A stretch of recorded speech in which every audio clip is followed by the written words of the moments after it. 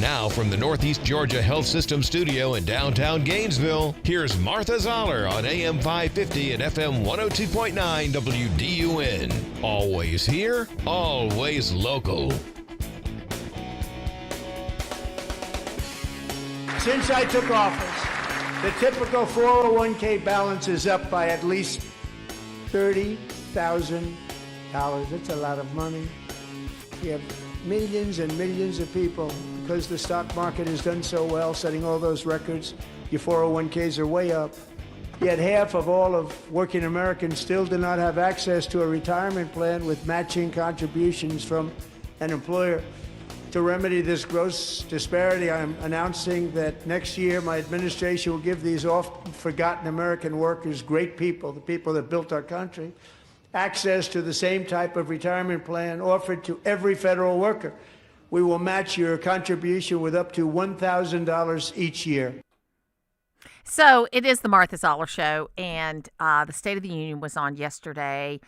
And it was interesting. I chose that clip because you can't see the video part of it, but there's like a very stoic Raphael Warnock sitting there, like not responding at all, Senator Warnock. And, you know, you would think that this would be an issue. I'm not saying I agree with this issue. I don't know that the federal government is already in the pension plan business. It's called Social Security.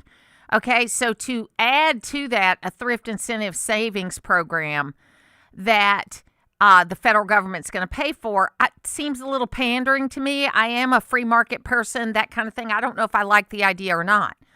But this is something that Raphael Warnock has spoken about a lot, is the inequality with pension plans and things like that and working class people. And it just goes to show you that it doesn't matter if the president has a good idea. They're not going to like it. Now, Abigail Spanberger was the person who gave the Democratic response, and then there was also Democratic responses all over the country, and there was a really funny one in Portland that we're going to play a little audio from later on in the program. But I'd love to know, I really want to know, and I don't want to hear from you just, oh, I love Trump, everything he said was great, he's the greatest president ever, blah, blah, blah, blah, blah. I want to know if you've, listened to the State of the Union. I listened to the State of the Union. I did not listen to the response because the State of the Union got over at 11 o'clock, and that was way past my bedtime anyway. So I did not listen to the Democratic response. And poor old Democrats, I mean, it doesn't matter if it's Democrats or Republicans. Whoever has to do the response, it's just not the same setting, right? You're not in the Capitol. You're standing there by yourself. There might be a couple of people there. It's just not the pomp and circumstance that you get. But I'll just give you my quick overview of the speech, and then I want to know what you think about it at 770-535-2911. You can text me in, or you can call. And I got to tell you, folks, just a quick comment about yesterday. I am still getting emails and text messages from people about Rick Jackson. That just doesn't happen that often. I even got a voicemail from a woman who thinks she might be his first cousin, which I think is really kind of interesting. A little old lady called me and said that she thought, that her father and his father were first cousins, and that she remembers him as a tiny child. And she, Rick Jackson's a common name, but who knows? So I passed the information on to his right-hand person, Mary Blacker, who I've known forever. And who knows? Wouldn't that be interesting if he found out he had a relative? I mean, that would be very interesting. But let me just tell you about the State of the Union. I don't like what has happened now with the opposing parties, and mainly the Democrats, because Republicans will stand up if there's a Democratic president and cheer something if it's a common American experience kind of thing, like the USA hockey team, or talking about a little girl who was hit by a illegal immigrant driver, or something like that. This business of just sitting there with your hands folded, looking like, you're, drinking sour milk or something, I just don't like. You are in the greatest country that the world has ever made, in one of the most beautiful buildings that the world has ever made. And you've got these great stories being told.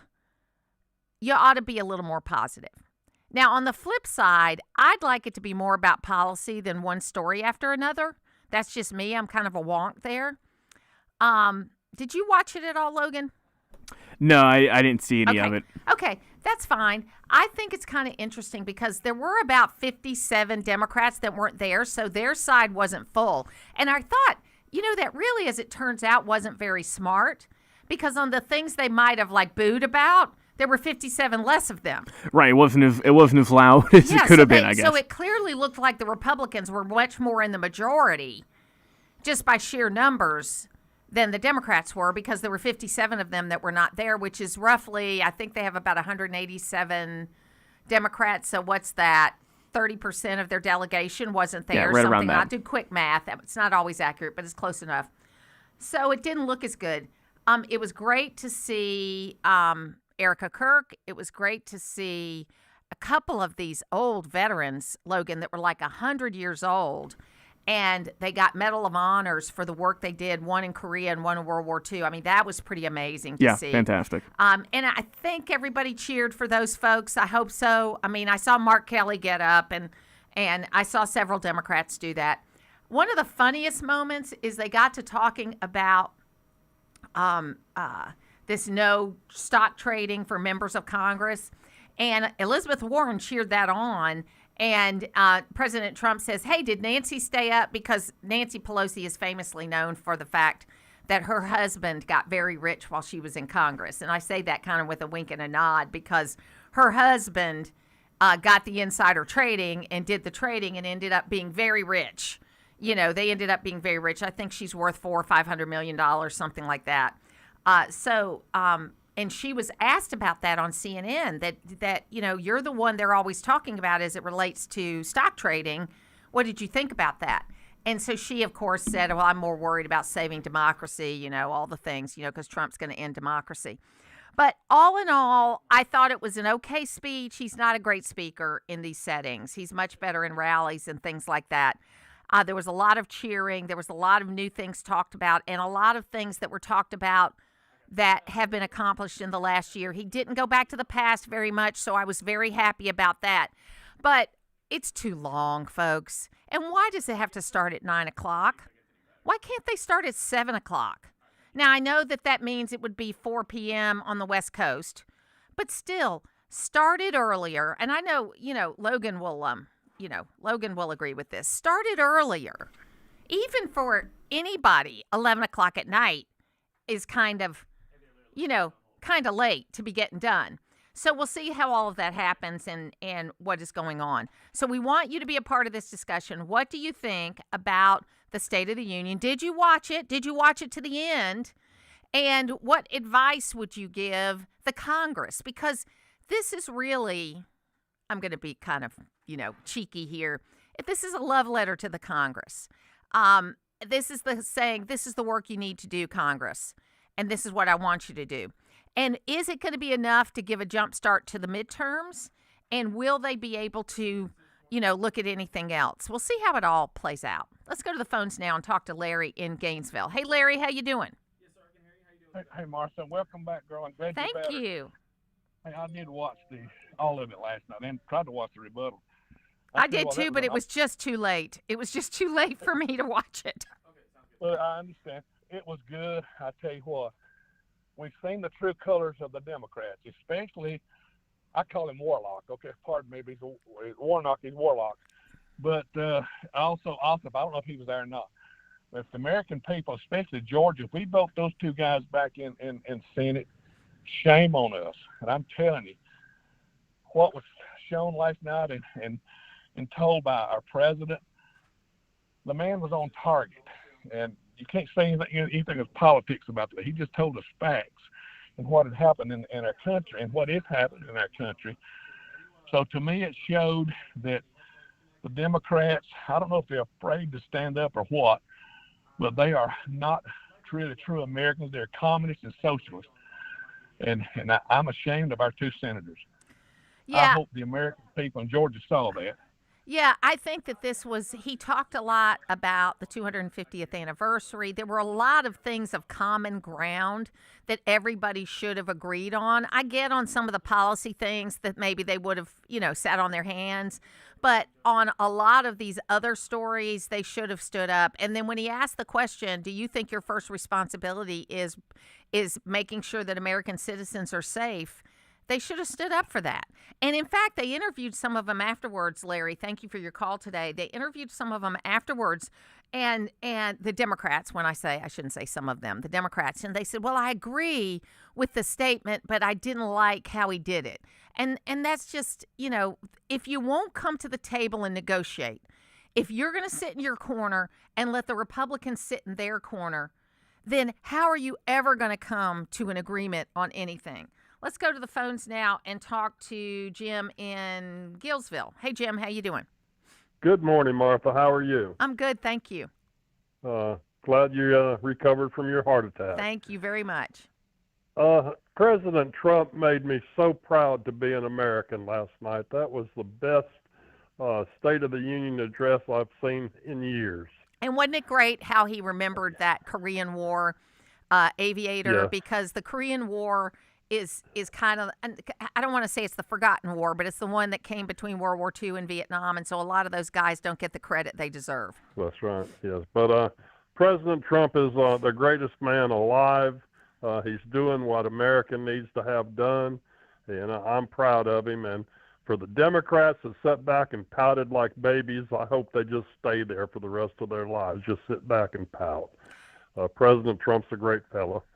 Thank you, Martha. Thank you. And I think, if they keep asking, I just don't think, even though it is true that the party out of power can win in an off-year election, I just don't think negativity and pouting is going to win. I don't think saying how bad your country is going to win. I just don't believe that. We'll take a break. We'll get to more of your text messages and phone calls. Thanks for being here, and I'm glad to be here too. We'll be back.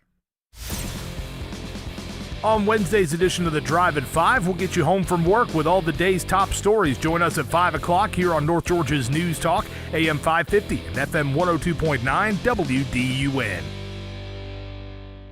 Rise and shine with M&R Equipment and Rental. Your project success is our first job of the day. Whether it's landscaping, construction, or home renovation, we've got your back with our wide range of high-quality tools and equipment. We make starting your day easy. Simply pick your tool, choose your rental period, and get down to business. No job is too big or small. From saws to skid steers, we've got you covered and at prices that won't break your budget. Visit us at mnrrental.com. We're here to help you build a brighter tomorrow. Some car dealers want to sell you a car. At Hardy Chevrolet, we'd rather help you find the vehicle that's right for you. This is Mike Cormier. We call it the Hardy Chevrolet difference. Since you're the one who will be in the driver's seat of that new Chevy, we think you should be in the driver's seat when it comes to making the selection. It's like Charles Hardy always said. We love you and we need you. Together, let's drive. At Hardy Chevrolet, Browns Bridge Road in Gainesville, online at hardychevrolet.com. You wouldn't want someone you couldn't trust working on your family's HVAC and plumbing, so why would you call anyone but Gainesville Mechanical? They're your local, most trusted and award-winning HVAC and plumbing company in North Georgia. From maintenance appointments and clogged drains to plumbing emergencies and new system installations, their team is ready to serve you. And with their customer assurance maintenance plan, you can receive discounts, priority scheduling, and 24/7 no overtime rates. Gainesville Mechanical and Bryant, doing whatever it takes since 1989. Hear that? That's Mike. He took ZQL Pure Z's, so now he's sleeping soundly on a Sunday night. ZQL Pure Z's are fast-acting melatonin gummies with a complementary botanical blend to help Mike get the sleep he needs to wake up refreshed and ready to conquer Monday. Let's do this Monday. ZQL Pure Z's, just for sleep. Really great sleep. These statements have not been evaluated by the Food and Drug Administration. These products are not intended to diagnose, treat, cure, or prevent any disease. Use as directed. Pizza's here. Oh, great. I'd love some, but I'm worried about my stomach issues. If you're worried about having diarrhea, gas, bloating, stomach pain, or loose, oily stools, it may not just be stomach issues. It could be a condition called exocrine pancreatic insufficiency, or EPI. With EPI, the pancreas doesn't release enough enzymes to break down food, but EPI is manageable. Use the symptom checker on identifyepi.com and talk to your doctor. That's identifyepi.com. Sponsored by AbbVie. Always here, always local. From the Access WDUN Hardy Chevrolet Newsroom, Hall County Commissioners scheduled to vote tomorrow on a proposed extended freeze on high-density residential rezoning projects. Details at Access WDUN and coming up on North Georgia's News Talk. It's the Martha Zoller Show, presented by Gainesville Mechanical, from the Northeast Georgia Health System studio in downtown Gainesville on AM 550 and FM 102.9 WDUN. If you agree with this statement, then stand up and show your support. The first duty of the American government is to protect American citizens, not illegal aliens.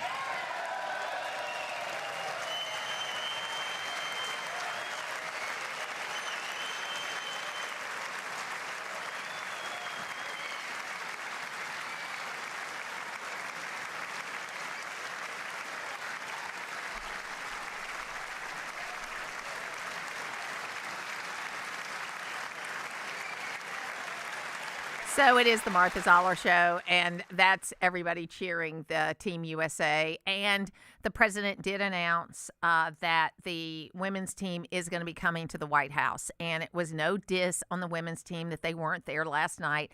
They just couldn't get it turned around as quickly. If you remember, if you were watching, and I miss the Olympics. I really do. I miss the Olympics. I had something to watch every day that was not controversial, that I know sports to me is not stressful. Right. Okay, to me. I know to other people it is, but it's not to me.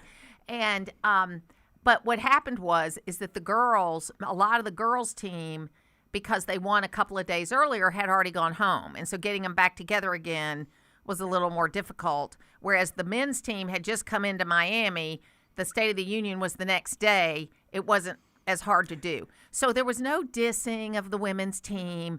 The women's team is coming to the White House. And do you know what?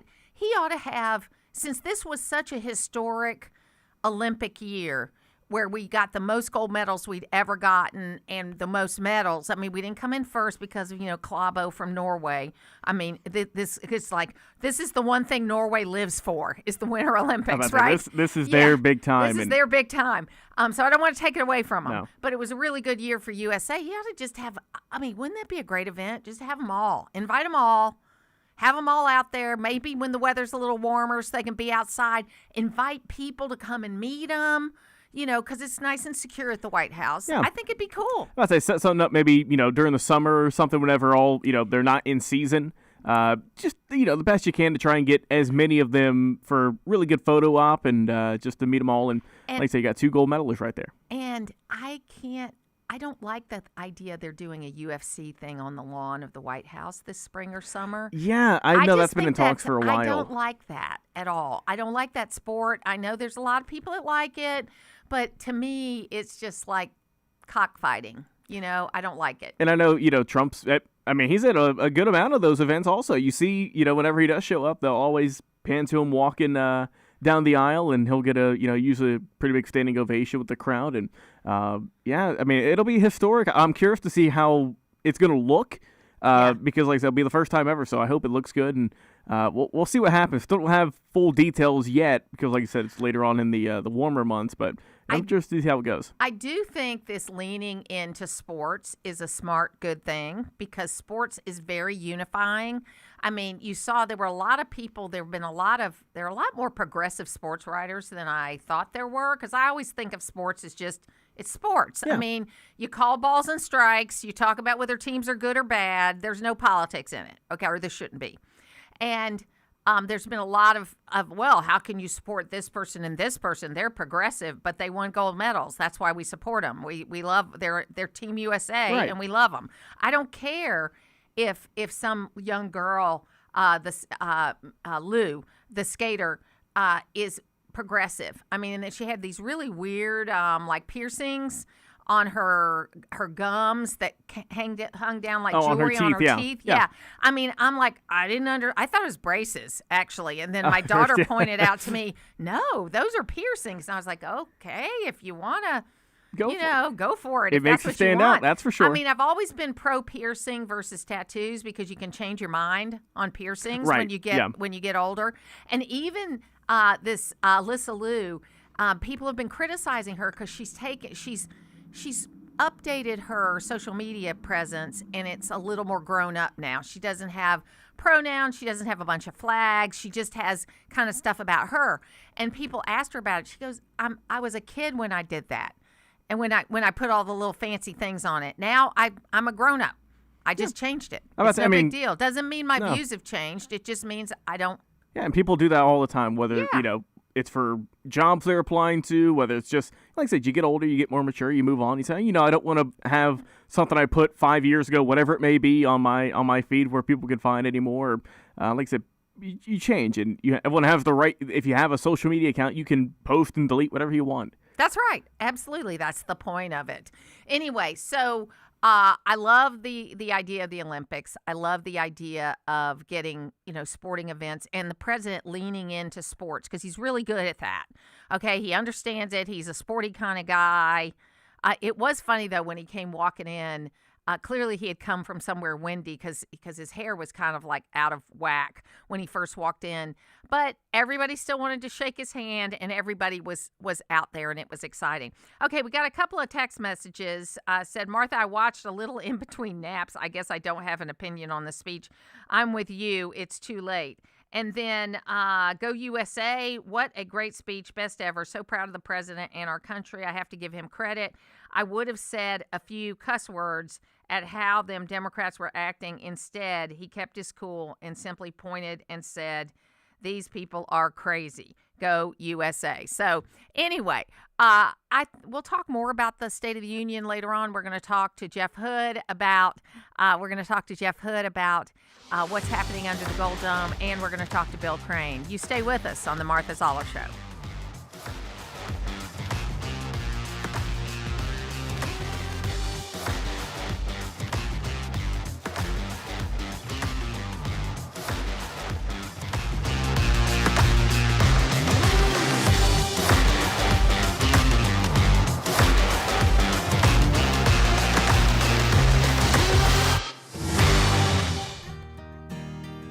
Has being aimless ever put you at your wit's end? Hi, this is Whit Martin, pastor of Asbury Chapel. There are times in life when we feel aimless, living like we're just wandering through each day and wondering what it is that we should be doing. It's a feeling that means we're searching for purpose, like there's something we know we should put our hands to. The Bible says in Ephesians 2:10, "For we are His workmanship, created in Christ Jesus for good works, which God prepared beforehand, that we should walk in them." Christians find their purpose in the work of God. God has created us to do works that are good in His eyes, and such work rescues us from an aimless and wandering life. We can have confidence about what to do if we put our hands to the work God is doing. If we will search the Scriptures and learn the ways of God, we'll always be able to engage the work of God, driven with purpose and peace about who we are and what we should do. And that is Wit's End. Asbury Chapel invites you to learn more by joining us at 758 Main Street or visit asburychapel.net for more info. Something new is coming to your neighborhood. This April, Exchange Bank is opening in Brazelton. I'm Anna Hollis, and for over 122 years, we've been Middle Georgia's community bank, offering our personalized service and our commitment to being a place where community matters. Now we're bringing that same commitment to Brazelton. We can't wait to be your neighbor and help your financial dreams grow. Learn more at exch.bank. Exchange Bank, member FDIC. It's Bill Main, and Thursday morning on Main Street, we'll talk with Daniel Roebuck about his new movie, Hail Mary. It's about a former football coach who gets a shot at his life's Hail Mary, and it puts him back in the game in more ways than one. Plus, Dr. Marie Lance will be here with great advice for your pets. So grab your four-legged friends and a bucket of popcorn and be part of the Thursday edition of Mornings on Main Street. WDUN Gainesville, WDUN FM Clarksville, Gainesville. Always here, always local. It's 9:30. Fox News, I'm Therese Crowley. President Trump brought down the House after declaring the State of the Union is bigger, better, richer, and stronger than ever before. And shaming the Democrats who stayed down for this statement. If you agree with this statement, then stand up and show your support.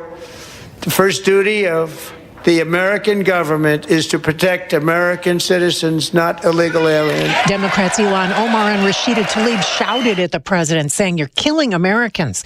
He outlined plans for affordable energy and beef and celebrated American heroes, including wounded veterans and the gold medal winning men's USA hockey team. The president said he prefers diplomacy ahead of crucial Geneva talks with Iran. Iran's foreign minister says a nuclear deal to avert conflict with the U.S. is within reach. Talks tomorrow. America's listening to Fox News. Always here, always local. From the Access WDUN Hardy Chevrolet Newsroom, I'm Steve Winslow. A GBI agent takes the stand day 7 of the trial for Colin Gray, father of the suspected Appalachia High School shooter Colt Gray, as jurors Tuesday heard an audio recording of an interview between GBI agent Kelsey Ward and Colin Gray just hours after the mass shooting in September of 2024. As the interview was wrapping up, Gray became emotional. All that's happened, but man, if he is responsible for anything. So that's the spiel I want to give you. First, I want to tell you, this is not your fault. Agent Ward goes on to say that in the coming weeks that he would see and hear things that will not be kind, but she said, You sound like a great dad. He responded saying, quote, apparently not. Day 8 of testimony is underway in Barrow County Superior Court. White County took time on Monday to honor a legendary figure and to commemorate his community contributions, as the Board of Commissioners proclaimed February 23rd was Darrell Chaney Day during a special presentation Monday afternoon. The former Major League Baseball infielder with the Atlanta Braves partnered with county leaders in 2002 to begin their Darrell Chanley Invitational Golf Tournament, which has since raised over $1 million to support nonprofit White County organizations. More details and more news at Access WDUN.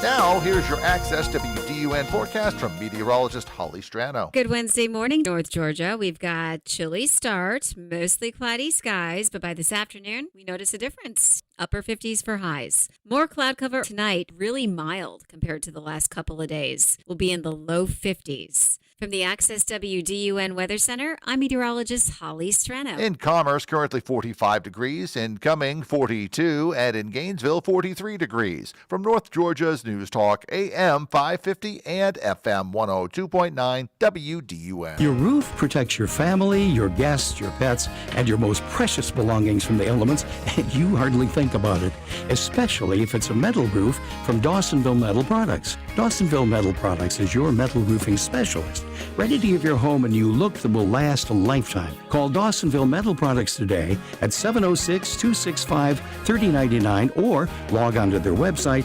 DawsonvilleMetal.com. That's Dawsonville Metal Products, everything that matters under one roof. There's no doubt we've seen all the snow we want to see. But a blizzard? That's a different thing. That's because I'm talking about the famous gotta-have Dairy Queen Blizzard. Right now, Dairy Queen is offering buy one, get one blizzards on Sundays. Just think of it. All your favorite blizzard favorites are BOGO on Sundays. So grab a friend and head for BOGO Blizzards this Sunday at Dairy Queen of Gainesville on Green Street and Shallowford Road and on Frontage Road in Oakwood. There's never a good day for bad weather, but there's never a bad day for a Dairy Queen Blizzard. Use the Access WDUN Talk and Text line, presented by M&R Rental at 770-535-2911, and be part of the conversation. From the Northeast Georgia Health System studio in downtown Gainesville, it's the Martha Zoller Show on AM 550 and FM 102.9 WDUN. They beat a fantastic Canadian team in overtime, as everybody saw, as did the American women who will soon be coming to the White House.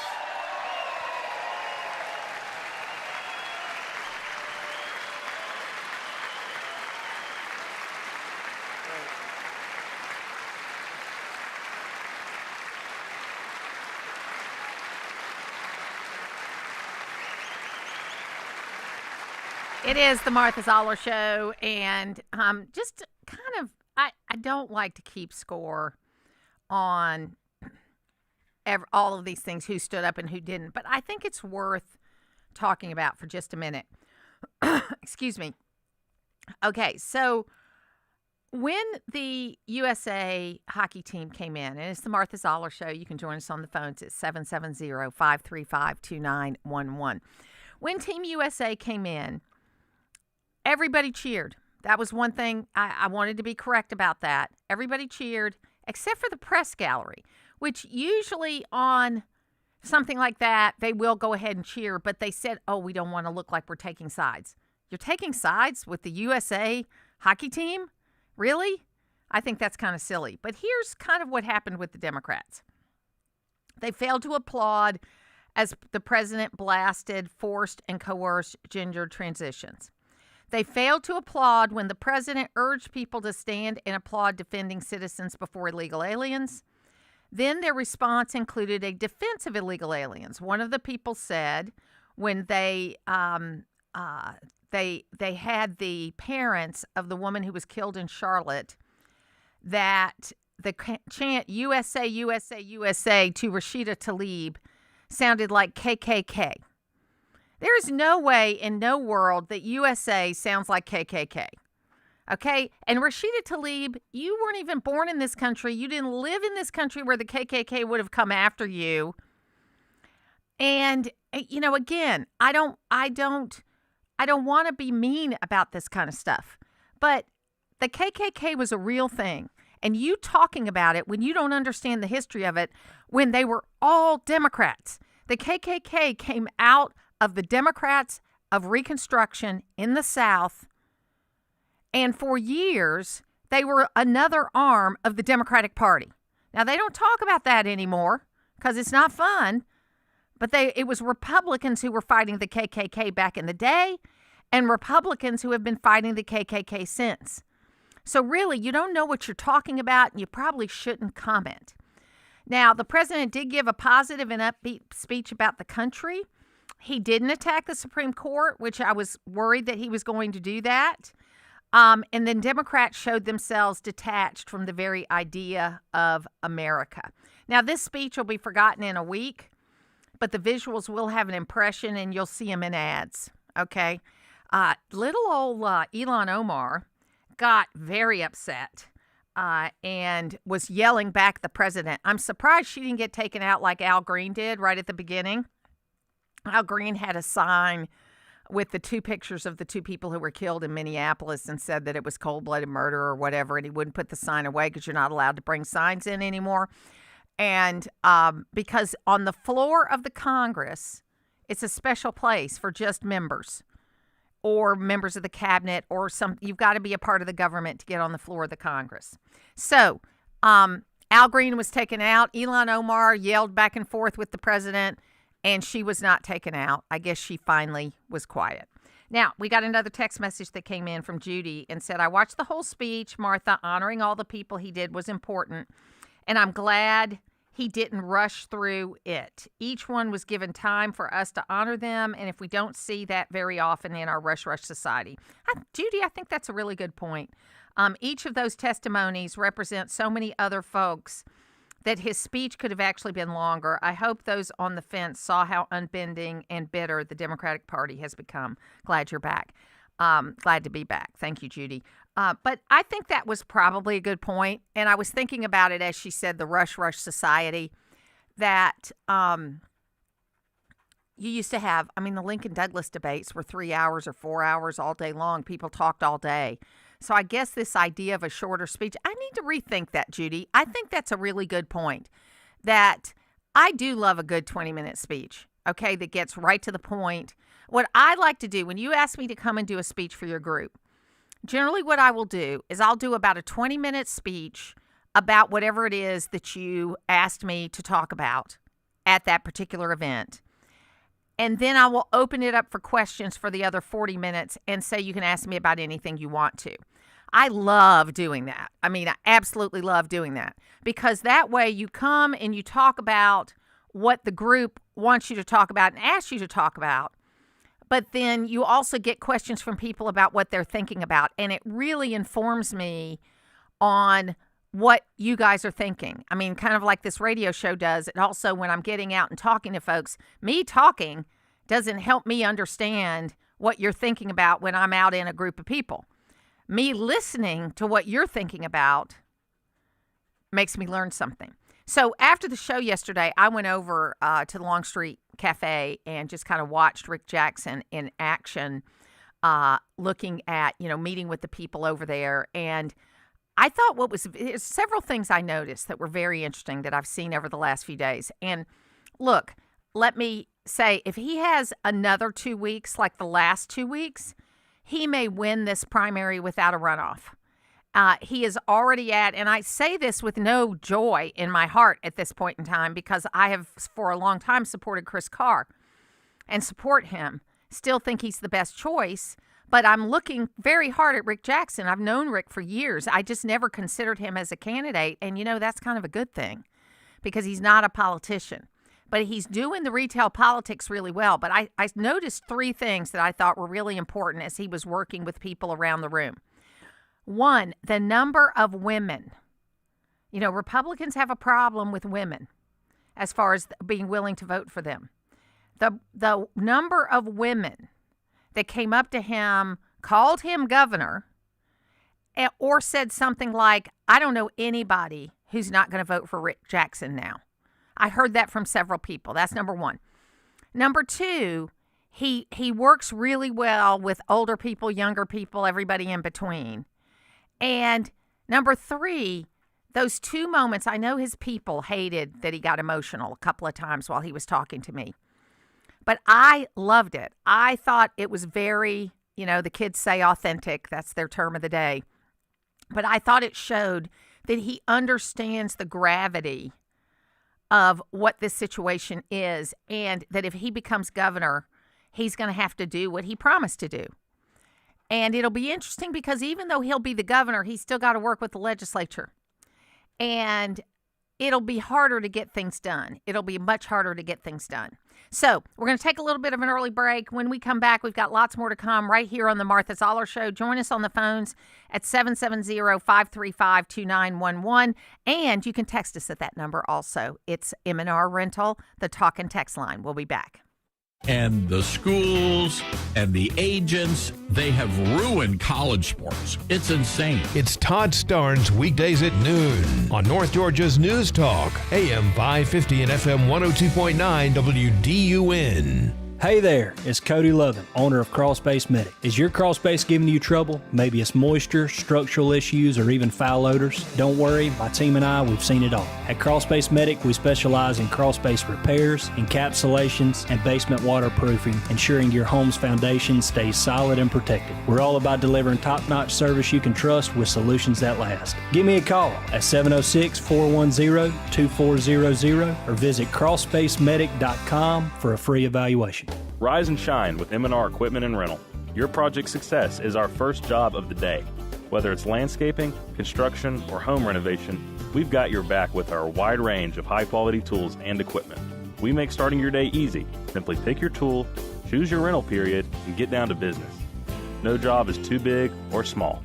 From saws to skid steers, we've got you covered and at prices that won't break your budget. Visit us at mnrrental.com.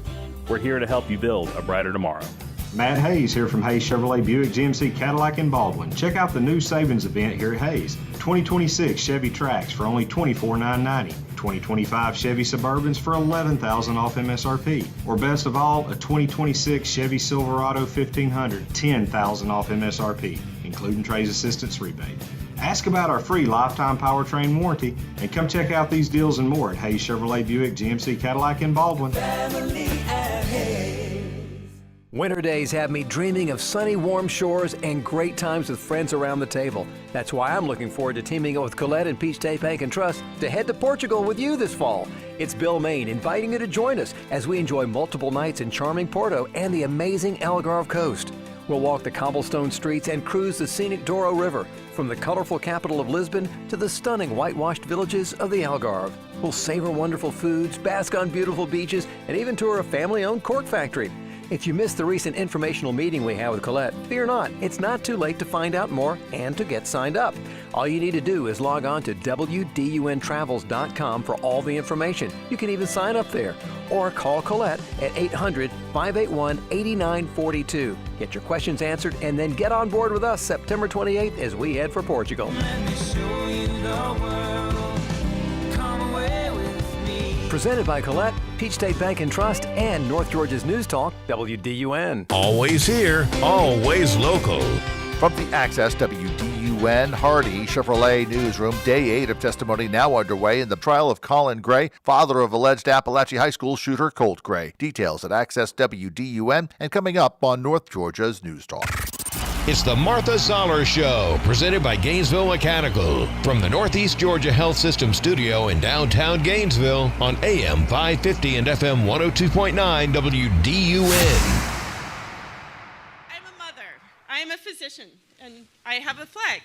And I am the proud representative for Oregon's 3rd Congressional District. Yes, thank you, thank you.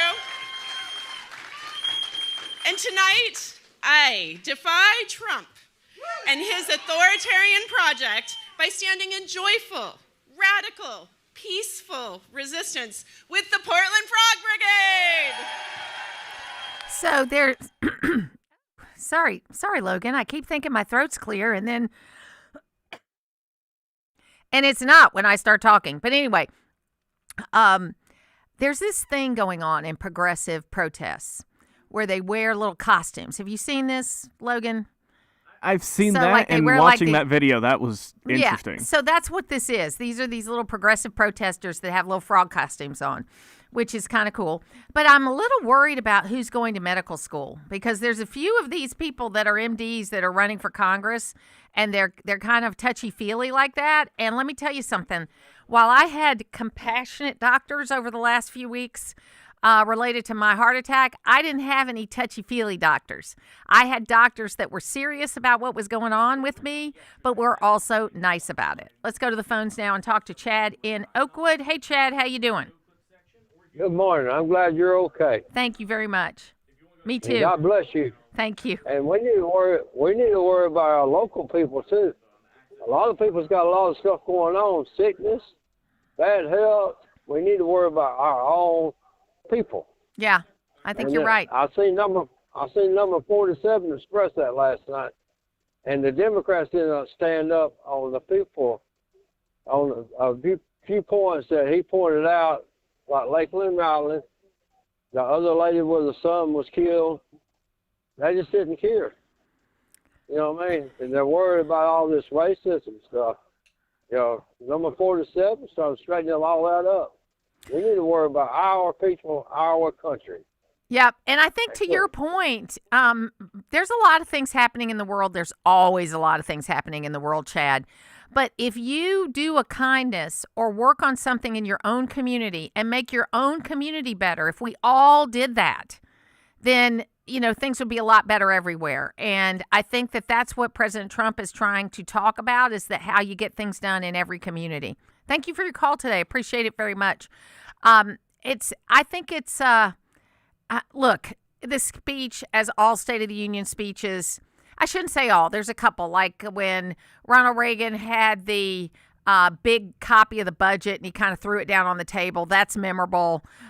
When Bill Clinton said the era of big government is over, that's memorable. But mostly there's nothing memorable about State of the Unions. I think what will come probably out of this is I wish it would be the two guys that got the Medal of Honor and weren't posthumously. A lot of people that get the Medal of Honor have died because of what they did and in service to our country. These were very old men that got recognized in the later times of their life, and that was a wonderful thing. I wish that was the memorable part. Or the little girl who was hit by the illegal immigrant driver who they didn't think was going to make it, but is doing better. I mean, she's not verbal. She's got a lot of problems, got a lot of head injury stuff, but she is present and with her family. And I wish that would be the memorable part. I think the memorable part will be the USA hockey team coming down and just being like just good all American guys. and I think it's exciting. And you see people. Here's what I would just say to my friends that have challenges with either because they're Democrats or because they're squishy Republicans or whatever. Don't take everything President Trump says at face value. He is always going to be kind of an entertainer where that goes. But if he says something that you agree with, it doesn't compromise your values to agree with it. I hope that the people, and this is part of the problem, if you're only dealing with people that agree with what you say and that you can put like, in this house we believe in front of your house, that's just not the way the real world is.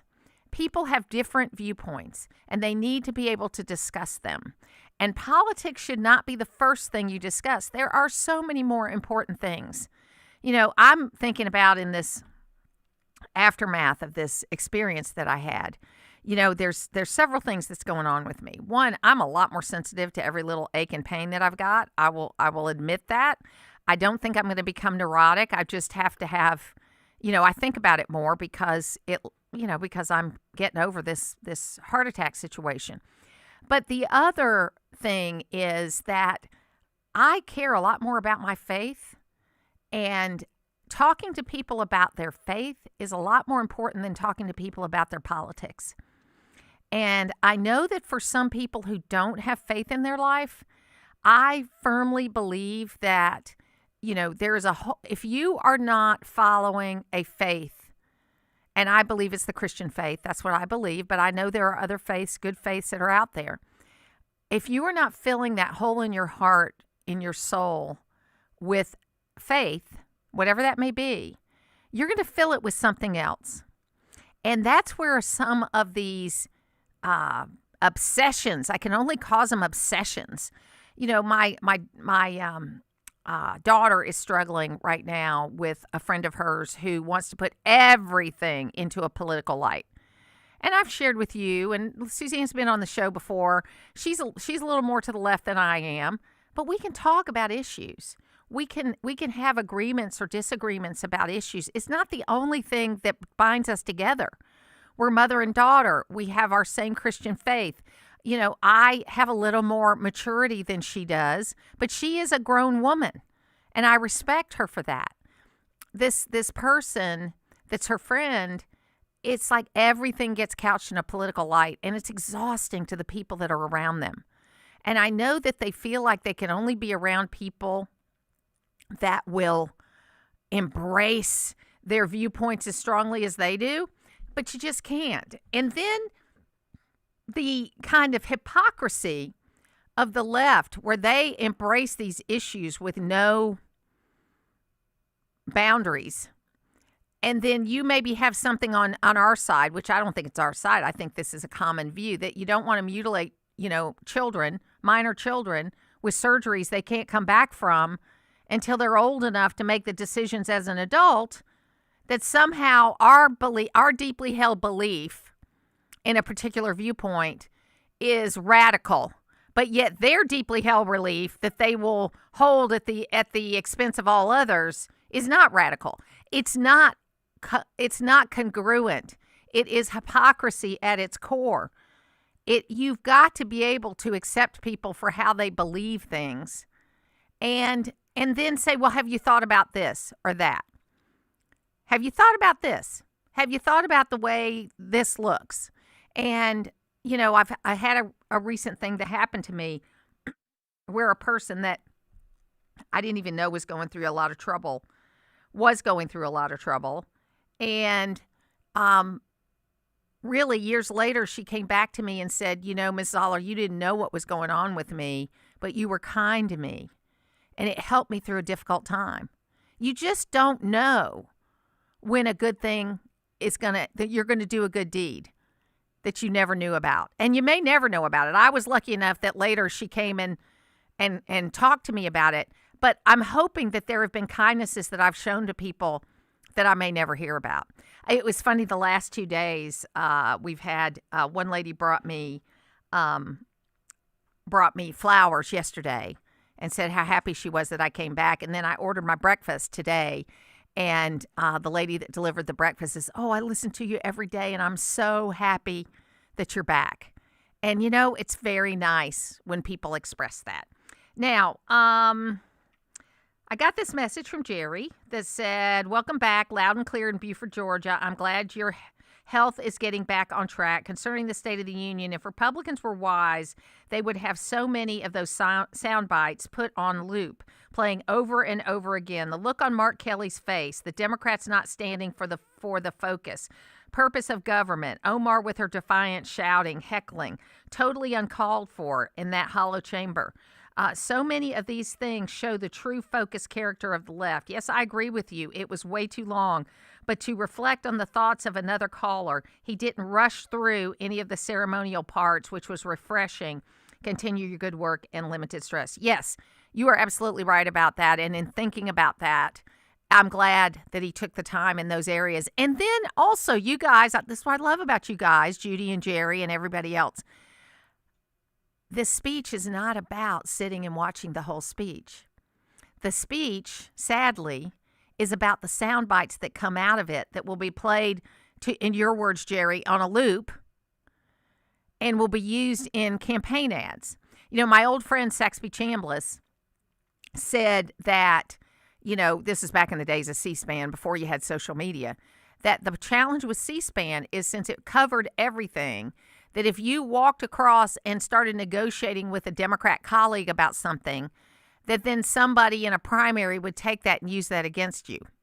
I don't think they should do that. If you'll walk across the floor, then that's a positive thing. Now, the funniest thing I ever saw on C-SPAN in the live feed was a practically fisticuffs that broke out between J.C. Watts and someone else who J.C. Watts had just written his book where he had revealed that he had had a child out of wedlock and that child was adopted by his aunt and uncle, and then he and his wife, because the child came from his girlfriend, not his wife to be, that said he and his wife had gone on and gotten married and had a bunch of kids, but this child was raised in their family and always knew who they were, but they talked about it, and somebody said something to him about that in a derogatory way as they were crossing him on the floor in the Capitol, and it practically broke out into a fist fight.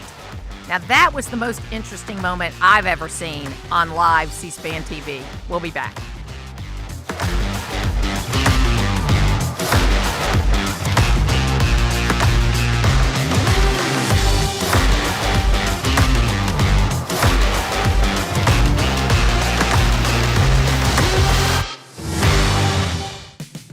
It's bad enough you get wet when your roof leaks, so don't get soaked when it comes to getting it repaired. This is Chris Earls at Georgia Select Roofing, where we have outstanding Google reviews and an A+ BBB rating, because we know roofing and customer service. If it's a new roof, a roof repair, or gutters and downspouts, estimates are free and we offer financing. See us online at georgiaselectroofing.com or call me at 678-316-6899. At Georgia Select Roofing, we have you covered. I know that hiring can be challenging. You sort through tons of resumes and you get too many so-so applicants. You're just waiting for someone to match your role perfectly. Well, now, there's a place where you can meet them fast. ZipRecruiter. Need to hire right away. Start your search for strong candidates. The right fit awaits. Build your team. Build it sooner. Meet your match on ZipRecruiter. Just head to ZipRecruiter.com/free right now to try it for free, and you're on your way to meeting your match. 4 out of 5 employers who post on ZipRecruiter get a quality candidate within the first day. So try it now. Go to ZipRecruiter.com/free. Once again, that's ZipRecruiter.com/free. Meet your match on ZipRecruiter. Try it free. WDUN Gainesville, WDUN FM Clarksville, Gainesville. Always here, always local. It's 10 o'clock. Iran responds.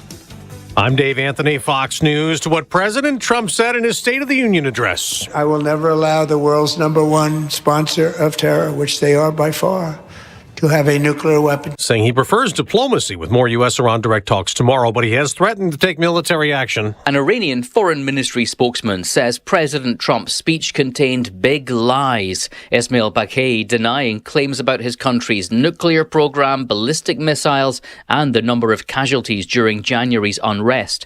He also alleged that at least 32,000 people were killed in the protests, 10 times the number admitted by Iran. That's Fox's Jonathan Savage. The State of the Union address was the longest ever, about an hour and 48 minutes. I can say with dignity and pride that we have achieved a transformation like no one has ever seen before. The president touting a roaring economy and lower inflation and his new tariffs, though Democrats say it's Americans paying those costs. And in their official response, Virginia Governor Abigail Spanberg said he lied and scapegoated and distracted. Is the president working to make life more affordable for you and your family?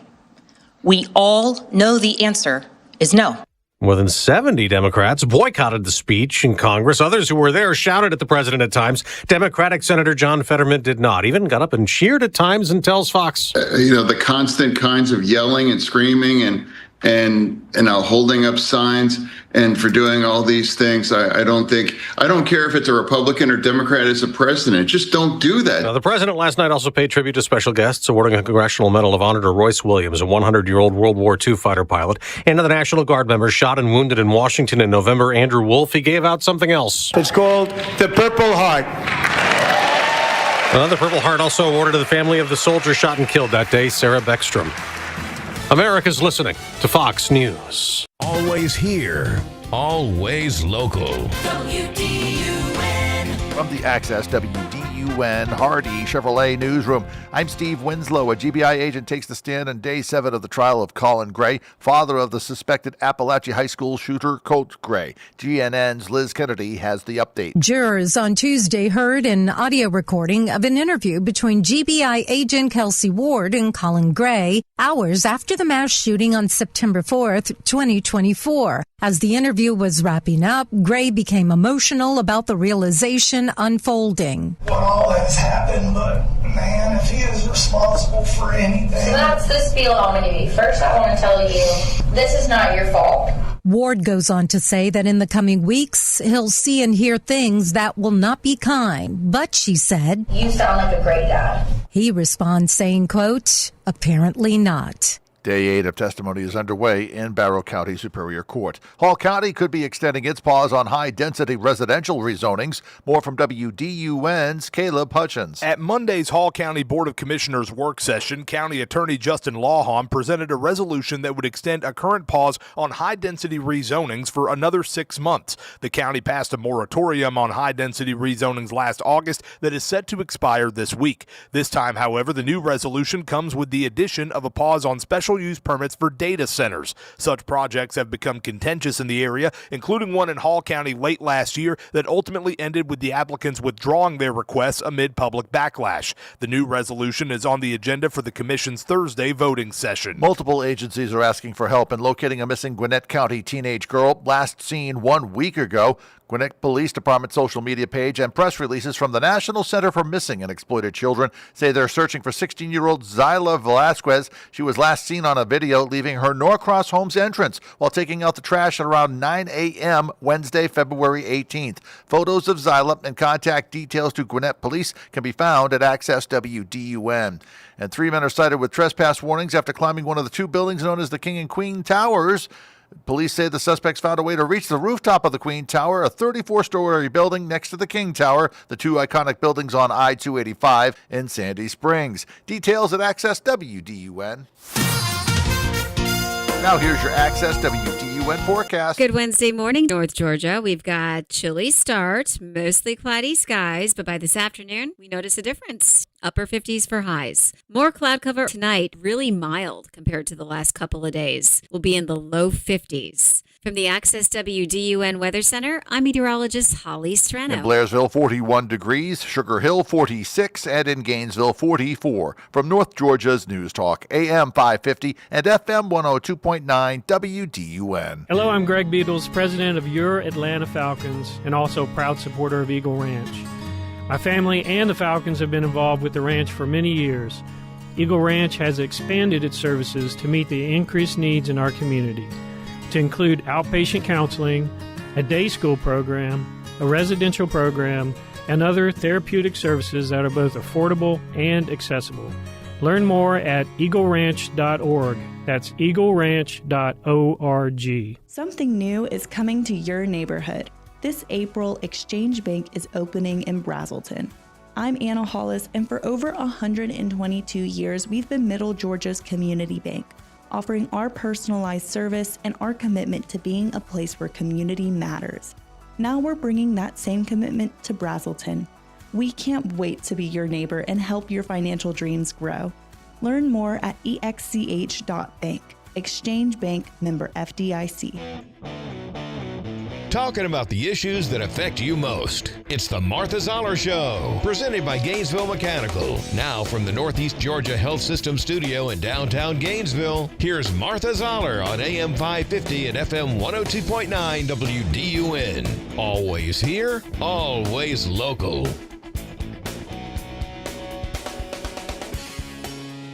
Let me ask you about something that's getting a little traction, a video that came out afterwards. It shows the men's team talking to the President of the United States, and he was inviting them to the State of the Union and all that. And then he said a comment that gained attention. He said, "I must tell you, we're going to have to bring the women's team. You know that?" And the room kind of laughs. And he added, "I do believe I probably would be impeached." He was sort of joking through this.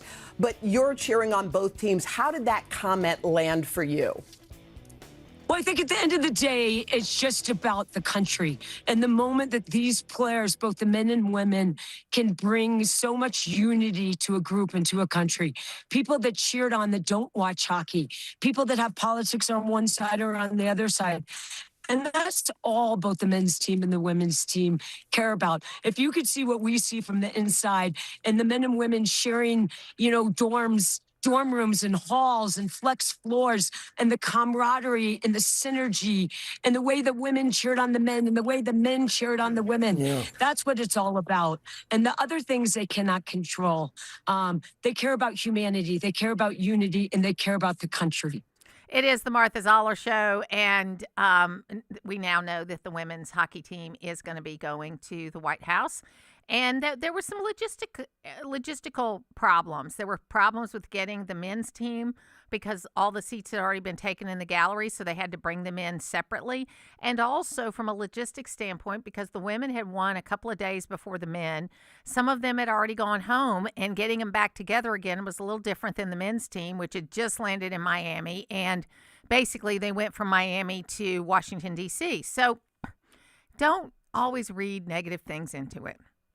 Jeff Hood is here with me right now, and Jeff from Oconee County is kind of the roving reporter of the Martha Zoller Show, and he follows the legislature, and he also is a little bit of a sports guy too. But I sure missed the Olympics, Jeff, this week. I was watching them a lot over the last 2 weeks.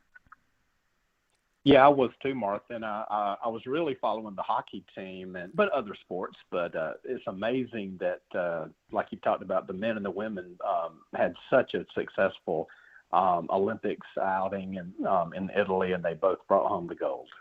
Absolutely. So tell us what's going on right now under the Gold Dome. Where are they in the process? I know next week on the 6th, this crossover day, so there's starting to be a flurry of activity, because if you don't cross over, if you don't pass one house before next Friday, then, without a little bit of finagling, you're not going to get your bill through this year. Yeah, that's right. Well, House has just gavelled in. The Senate's getting ready to. It is day 24 into the Gold Dome, and there's a lot of committees, as you can imagine, meeting this afternoon. One that caught my eye is at 1 o'clock today. The Ways and Means Committee is getting together at room 341 in the Capitol, and they're going to talk about property tax relief. There's a constitutional amendment that Speaker Burns is really pushing, and it's being authored by Representative Shaw Blackman from down in South Georgia or Middle Georgia in Bon Air. And there's two pieces to it, like there has to be for a constitutional amendment. HR 1114 and HB 1116. And today they're going to talk about at 1 o'clock in this committee meeting the Home Ownership Opportunity and Market Equalization Act of 2026, which is part of the proposal to eliminate homestead property tax in Georgia by 2032. It'll be interesting to see because, Martha, he's been getting a lot of feedback, Shaw Blackman has, from local governments around the state. And some are saying we can make this work under the current way it's proposed. Others are saying they cannot. So there's going to have to be some maneuvering to see if they can get this across the finish line. So, Jeff, because it seems to me, and you've probably heard, you listen to me enough, you know that I've said this a number of times, you know, the property tax reform that we already had in place, I have had numerous interviews on it, and I still don't understand it. I've talked to Shaw Blackman about it. I still don't understand it. I think that I'm not unusual in a lot of localities and places around. So now, is what they're doing now, in your opinion, trying to fix what they did before, or is this a new direction for property tax reform? Yeah, I think it's kind of a blend, but it is essentially to kind of fix what they did last year, or may have been the year before. It was where, remember, there was this confusion about opt-in and opt-out.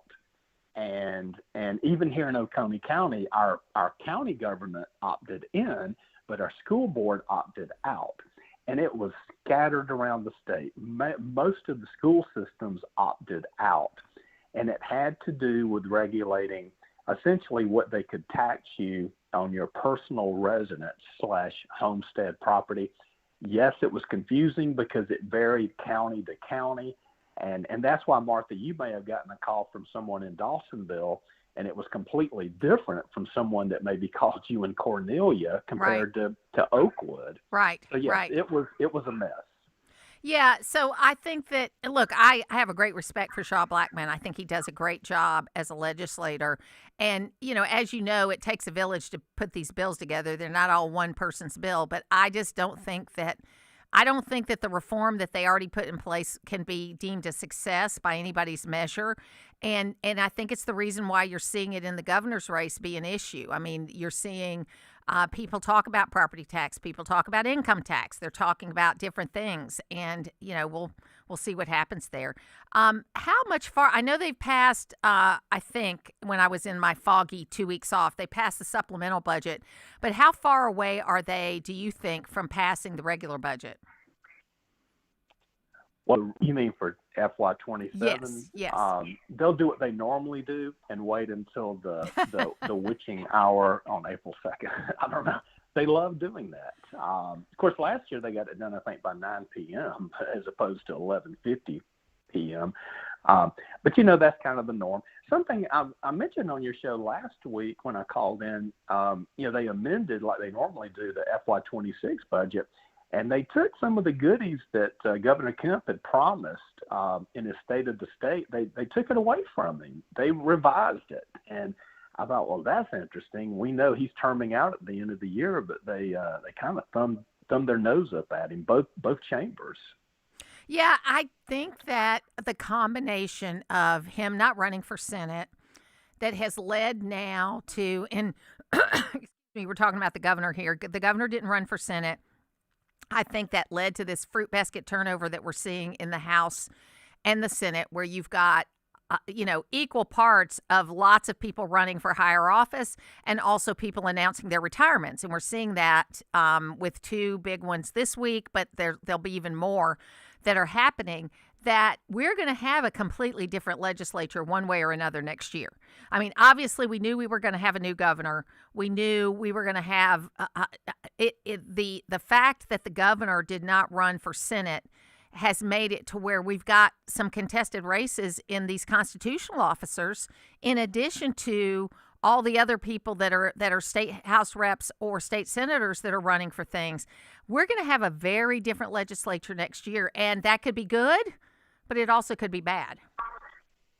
Yeah, and it's going to be amazing. You're going to need a scorecard to figure out who these people are. I mean, for different reasons, like you mentioned. Don't forget now, we had 3 that got arrested for stealing COVID funds, and they're going to be out. So, I mean, it's just unbelievable, all the different scenarios that are playing out that's going to create a new look for the goal under the Gold Dome in 2027. And then finally, of course, we had Rick Jackson on yesterday, and I've said, regardless of who you're supporting in the governor's race, you cannot deny that his entry in the race has changed the game, and that there have been a couple of polls taken that one was at 26 and then the second poll was at 33 for Rick Jackson, that he's in the lead clearly by a lot. I can tell that, I even had the lieutenant governor reach out to me wanting to be on the program for later on this week, and we'll see if we can get him on this week or early next week. He's welcome anytime he wants to be on, but it's changed the game. And if it does nothing else, Jeff, then make people realize they don't have to run these 2-year campaigns, that they could get in 2 months before a primary and make a difference. I realize he's a different kind of candidate because he can self-fund, but we have 3 self-funders in this race anyway. That's true. We did I know Brad Raffensperger and I guess Burt Jones. And what's interesting, Martha, since Rick Jackson announced, I guess now 3 weeks ago, yes, I have had people come up to me because they know I follow state politics and tell me, what do you think about Rick Jackson? And I'm like, you know about Rick Jackson? And they said, yeah, I see the commercials. I'm getting the flyers or mailers in my mail. I've never had that happen. And he has really kind of struck a nerve with people that really aren't that engaged in politics. You're absolutely right. I think it has to do with his story and the way he tells his story. And when he came here yesterday, I was just kind of observing how he worked the room at Longstreet Cafe. And what was interesting about it is the number of women who have said to me, oh, I'm voting for Rick Jackson. I don't know anybody who's not voting for Rick Jackson. And to your point, and people that are not going to Hall County GOP meetings, they're not going to Republican Women of Hall County where people make their mind up early. These are just regular folks that have seen the ads and they like it. Yeah, and I will tell you, I hope that there's going to be 1 or 2 debates and all the candidates are on stage because I think ultimately people have asked me, who am I going to vote for? And I said, I know all the others. I don't really know Rick Jackson. I would love to see all of them on stage and decide after that. Yeah, absolutely. Jeff Hood, thank you so much for being with us today. Thank you, Martha. Thank you. We'll take a break, and when we come back, we'll talk more. Everyone wants to live a rich life, especially in retirement. Join Rich Life advisor Bo Henderson for the Rich Life Retirement Show, where the math shows you the path. Sundays at 12:35 on WDUN. Have you ever been at your wit's end over your identity? Hi, this is Whit Martin, pastor of Asbury Chapel. Life takes us through ups and downs, testing and challenging who we are and even who we think we are. Identities can seem to fluctuate, which means there is a bit of trying things out. But when our identities are grounded in Jesus Christ, we discover our true selves, and with that comes confidence and peace. The Bible says in 2 Corinthians chapter 5, verse 17, "Therefore, if anyone is in Christ, he is a new creation. The old has passed away, behold, the new has come." To be in Christ means to find ourselves through God and not through anything else, not through interests, hobbies, passions, or desires. To be in Christ is for something new to come, something that is from God. I invite you to search God's Word and see that God has more for you than who you think you are, and let God reveal to you who you are in Him. And that is Wit's End. Asbury Chapel invites you to learn more by joining us at 758 Main Street or visit asburychapel.net for more info. This is Mike Cormier, General Manager at Hardy Chevrolet. Some folks think that the automobile business is just about selling cars. At Hardy, we know it's more than just that. For us, it's about helping that young driver with their first car and helping that growing family that needs a bigger car. It's about relationships. It's about family. Drop by for a visit and you'll understand what Charles Hardy always said. We love you and we need you. Together, let's drive. At Hardy Chevrolet, Browns Ridge Road in Gainesville, online at hardychevrolet.com. It's almost time to show off those lawn stripes and to turn a few heads in the neighborhood. When it comes to stripes, nothing beats the Skag Advantage. Skag mowers are built for durability and designed to deliver the clean, professional stripes you want this spring. Stop by Howard Brothers and take home a Skag that will have your lawn looking its best all season long. The grass is always greener when you take care of it with Skag and Howard Brothers. If you have spring fever, Full Bloom Nursery in Claremont is the place to shop. This is Kelly, and since 2003, we have been North Georgia's source for large quantities of annuals, perennials, vegetables, hanging baskets, and shrubs. We're a true nursery where you can shop for quality plants at great prices. Whatever your needs, we have 5 acres of inventory, so there's always something for everyone. Visit our website at fullbloomnursery.com or call 678-616-3035. Full Bloom reopens Monday, March 2nd. Always here, always local. From the Access WDUN Hardy Chevrolet newsroom, a search enters week 2 for a missing Norcross teen, last seen on video outside her home taking out trash. Details at Access WDUN and coming up on North Georgia's News Talk. Use the Access WDUN Talk and Text line, presented by M&R Rental at 770-535-2911, and be part of the conversation. From the Northeast Georgia Health System studio in downtown Gainesville, it's the Martha Zoller Show on AM 550 and FM 102.9 WDUN. Big shakeup in the governor's race. New candidate running for governor in the state of Georgia. Rick Jackson. And he's coming in swinging. I never planned to do this. His message is clear. Outsider businessman versus career politicians. But Georgia is at a critical crossroads, and we need a conservative business leader to shake things up, not another career politician. With ads running now statewide, his opponents are now on notice. Poll numbers show him with 24%. Rick Jackson now in the lead. I'll spend whatever it takes to win this race. Take away their power, give it back where it belongs to the people of Georgia. So it is the Martha Zoller Show. The only thing I wouldn't have said in that ad, I think people like it, but I'll spend whatever it takes. Because, you know, he was very humbled yesterday when he was talking about his wealth, and he wanted me to ask him about it because he's been having the epithet of billionaire thrown at him. And he asked me if I'd ask him more about it. And that's when he shared that, you know, he kind of capped out his own personal income in 2008.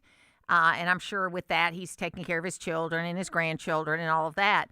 But then he's given away, or is in the process of giving away, everything he's made since 2008. So I think that's, you know, that is something that I think people want to know more about. So we also got a text message in that said, great speech and show of patriotism. The speech seemed long because they start too late, start these speeches at 7 p.m. So I think that's, you know, a pretty legit kind of thing to say. I think they are started at 7 p.m. too. You can join us on the phones at 770-535-2911. You can also text us at that number. Let's go to Don in Cleveland. Hey, Don, how you doing? Oh, fine. Good morning, Martha. Glad you're back. Thank you. I did watch the State of the Union speech. I had not planned to, but I did. Part of the reason I hadn't planned to, I was so upset with Trump after the Supreme Court ruling last week and the way he acted. And I'm very glad that he did not, scold what members of the Supreme Court were there. Some of the highlights of the speech for me, he shook hands with Fetterman upon entering the chamber, and I like that. Other than, and then he recognized a lot. I think it might have been one of his easier speeches to listen to. It was long because I'm not a real big fan of his speeches. A lot of the stuff that goes on, the yelling, and I think it's getting like a circus-like atmosphere. Well, and it's that in that speaking style, you're right about that, and it goes into such contrast to what you see. Like when he's running these cabinet meetings. I mean, you don't have to just go on what people say he does behind closed doors.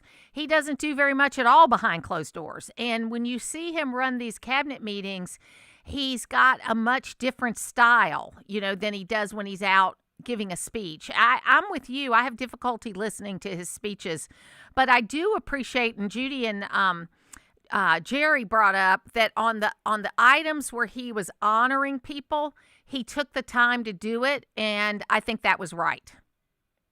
Yeah, it was good, but I still think there's a disconnect between actual people who are suffering out here. Yes. Are not suffering, but they're having a hard time in this economy.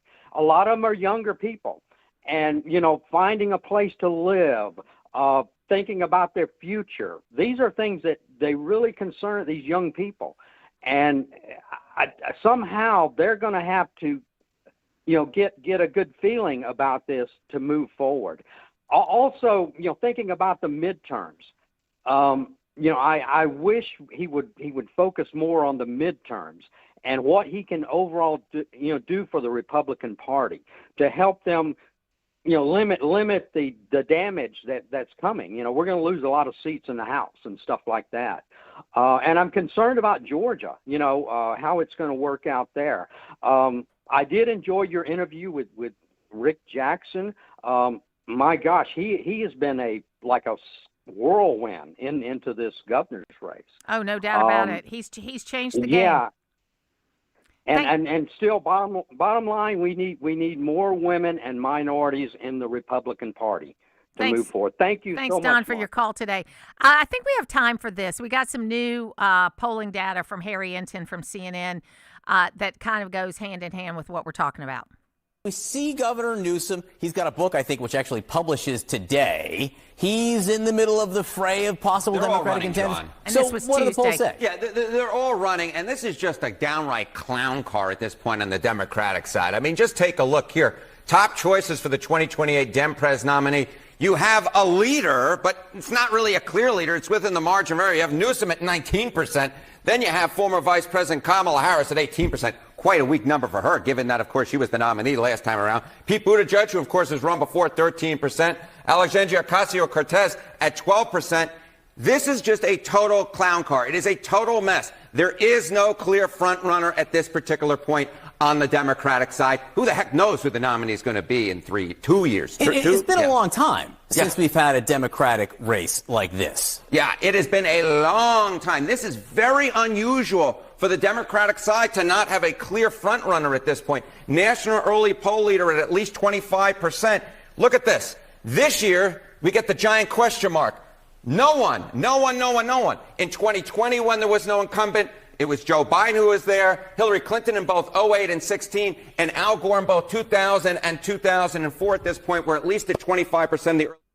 So, also on CNN, their snap poll after the speech on CNN, 64% said that Trump is going in the right direction for the country, and only 36% saying wrong direction. That's the snap poll on CNN. On CNN. I think that's pretty amazing. We'll be back on the Martha Zoller Show.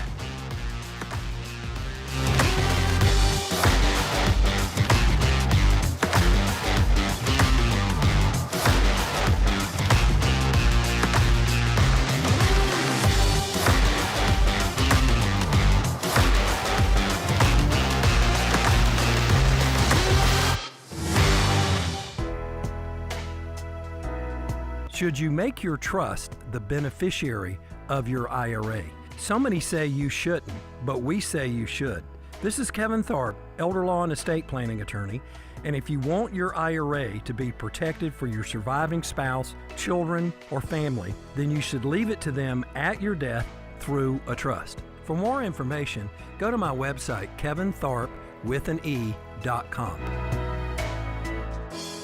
This is a special alert to all Americans who own a vehicle with less than 200,000 miles with an auto warranty about to expire or with no warranty coverage at all. Due to a decline in the economy, CarShield is announcing a low-cost month-to-month vehicle protection plan that is now available to the public to save any driver out-of-pocket expenses on future auto repairs. Call now to find out how you can pay almost nothing for covered auto repairs. Yes, you heard that correctly. Pay almost nothing for covered auto repairs. An open phone line has been established for all drivers to call for a free quick quote. Call 800-983-2077 now. Drivers who are covered will not have to pay for covered repairs again. This protection plan is at an all-time low. Additionally, drivers who activate this vehicle protection today will also receive free roadside assistance, free towing, and car rental options at no additional cost. Call us for your free quick quote today. 800-983-2077. That's 800-983-2077. What do you have to lose? Call 800-983-2077. Again, 800-983-2077. Reddick with Briscoe behind him. The Chastain. Tyler Reddick trying to go back-to-back. Reddick will go back-to-back and win the Auto Trader 400 at Echo Park Speedway after winning the Daytona 500. Will Reddick three-peat? We'll find out with the Duramax Grand Prix from Circuit of the Americas Sunday at 2:30 on North Georgia's home of NASCAR. WDUN Gainesville, WDUN FM Clarksville, Gainesville. Always here, always local. It's 10:30. Fox News, I'm CJ Papa. In the State of the Union, President Trump says he wants to use diplomacy to stop Iran from building a nuclear weapon, drawing a line in the sand. I will never allow the world's #1 sponsor of terror, which they are by far, to have a nuclear weapon. Can't let that happen. With nuclear talks set to resume tomorrow in Geneva, Switzerland, Iran's foreign minister put out a statement overnight saying in part, quote, "Our fundamental convictions are crystal clear. Iran will under no circumstances ever develop a nuclear weapon. Neither will we Iranians ever forgo our right to harness the dividends of peaceful nuclear technology for our people." Fox's Trey Yanks. Over 75 Democrats skipped the speech last night. It's just disappointing, honestly. I think it's sad that I think half of my colleagues didn't show up. Pennsylvania Senator John Fetterman on America's Newsroom. He was there. America's listening to Fox News.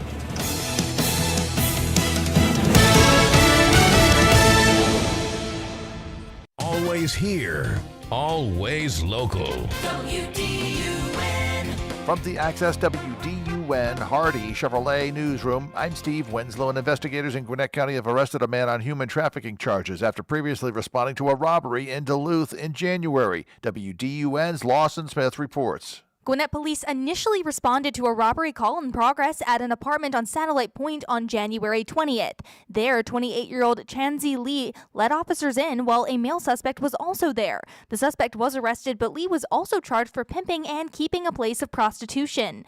Later on February 9th, investigators called a phone number matching Lee's to set up an undercover operation to meet a person for commercial sex. Lee was reportedly hiding in the apartment in another room at that time. He was arrested on several charges, including human trafficking. And multiple agencies are asking for help in locating a missing Gwinnett County teen last seen a week ago. The search continues for 16-year-old Zyla Velasquez, last seen in a video leaving her Norcross Homes entrance while taking out the trash on Wednesday, February 18th. Zyla is described as 5 feet 5 inches tall, weighs about 125 pounds, with brown eyes and brown hair. And photos of Zyla can be seen with contact details to Gwinnett Police by going online at Access WDUN. Now, here's your Access WDUN forecast from meteorologist Holly Strano. Good Wednesday morning, North Georgia. We've got chilly start, mostly cloudy skies, but by this afternoon, we notice a difference. Upper 50s for highs. More cloud cover tonight, really mild compared to the last couple of days. We'll be in the low 50s. From the Access WDUN Weather Center, I'm meteorologist Holly Strano. Overcast skies in Clayton with 43 degrees, Tequila reporting 47 degrees, and in Gainesville currently 46 degrees. From North Georgia's News Talk, AM 550 and FM 102.9 WDUN. Home inventory is at rock bottom. Don't give up. You need a sleuth for homes, a scrapper that keeps up with the market day by day, full-time and is actively engaged 24/7. The Norton Agency has 100 full-time professionals. They are client advocates, actively engaged, selling and listing North Georgia right here every day. Norton, now more than ever. I'm Tommy Howard. Call us at 770-532-0022 or look for us on the web at gonorton.com. Our family serving North Georgia for 4 generations. This is Grant Nichols, and at Loretta's Country Kitchen, we know life can really pile up. There's work getting the kids to practice and shopping. With all that, the week can really wear you out. The last thing you want to do is spend Saturday in the kitchen. Not to worry, we've just added lunch and dinner to our Saturday lineup at Loretta's. That's right, not only are we open for breakfast on Saturdays, but we're also serving up lunch from 11 till 2 and dinner from 4:30 until 8. Give your kitchen and your family a break with breakfast, lunch, and dinner Saturdays at Loretta's Country Kitchen, Mundy Mill Road, Oakwood, where it's all good. It's the Martha Zoller Show, presented by Gainesville Mechanical, from the Northeast Georgia Health System studio in downtown Gainesville on AM 550 and FM 102.9 WDUN. And of course, you announced that one of the priorities here is going to be the True Patriotism and Universal Student Access Act. I wanted to talk a little bit about that before I let you go here. Explain to me what that is and why, of course, it is a priority overall. Well, I mean, it's going back. It was with the help of Turning Point USA, who's been instrumental in us putting this together. You know, Charlie Kirk, put together a movement, and it talked about common sense, Christian values that needed to be talked about in our school systems, and he was reaching young people all over this country, and we wanted to put that forward, be the first state to put that into legislation, codified into code. That look, we're going to protect those individuals who want to express their Christian beliefs, and we're going to follow the model that Charlie Kirk put forth, and we so appreciate Turning Point USA being a part of this. So it is the Martha Zoller Show. Bill Crane's here with me today. This just kind of like religious liberty 2.0 in what they're trying to accomplish here. That was the Lieutenant Governor talking about a religious liberty bill he's putting together. I think it's a combination of that and telling conservative students on college campuses across Georgia, which there are plenty of them, that they're not alone and they don't need to feel isolated, and giving them some statutory protection if they're on college campuses and they exist in Georgia where their viewpoints aren't welcome or they are not offered free speech opportunities, that the state's got their back. That's my understanding of the intent of the legislation. It doesn't have a criminal side. So I think it's more one of those, the General Assembly stating its preference in how the university system of Georgia particularly treats its student body. Yeah, and I tell you what, I mean, if you look at SEC colleges all across, and I'm sure there's a number of reasons for this, but their application rates have skyrocketed. And, to some degree, I think it has to do with the way they've handled some of these protest situations that they've had on their campuses, where they haven't let things get out of hand. They still have places where students can protest if they want to, but they're not allowing students to block other students from going through their day. Or main roadways or, yes. Lobbies of main campuses. Yeah, UGA, I mean, I know you're active both in the university itself and on the Board of Regents, or being our no longer largest institution, but having one of the largest student populations on a single campus, has a primary free speech area right across the street from Sanford Stadium and several places that can be booked across the campus. And, I've been there for both Republican and Democratic and even some third-party events and speeches publicly in the past, including I was not there for Charlie Kirk's April of 22 or 23 appearance that was so well regarded by Turning Point USA and considered one of their better events of the history of the organization. But I do know that some of the organizers and some of the sponsors felt pressure and we're told basically that he wasn't welcome, even though Athens welcomed him and the university campus welcomed him and he had a good turnout of students. Yeah, and I'm not on the Board of Regents. I'm on the State Board of Education. So sorry, my bad. Yeah, no, that's okay. And again, I just welcome back. I hadn't said that yet, and you've been in our prayers. Thank you very much. So yesterday was the State of the Union address.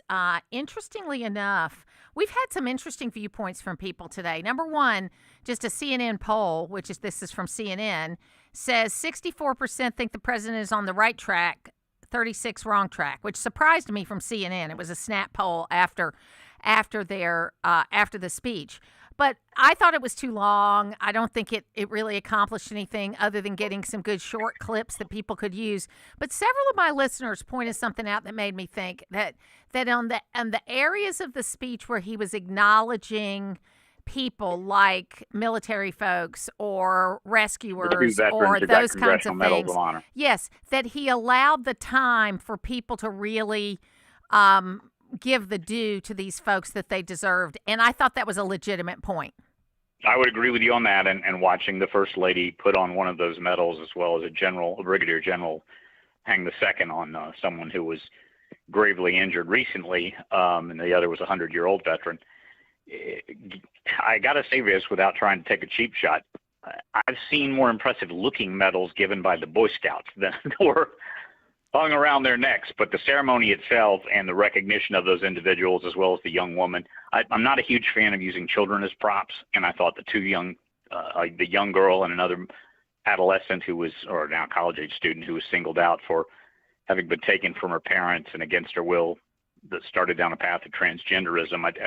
Knowing that those kids got to get up and go to school tomorrow and have the rest of their lives, I don't think I would have handled that way, but those were the highlight points of the evening, the recognition and the standout. And he did stick seemingly to script most of the time, but nobody should have a hour and 45-minute State of the Union. So I'm more for the Ronald Reagan 34 minutes. I did a lot of digging. There's no thing that requires it to be at 9 o'clock. I think that the idea back in the day was you do it at 9 o'clock, so it's 6 o'clock on the West Coast.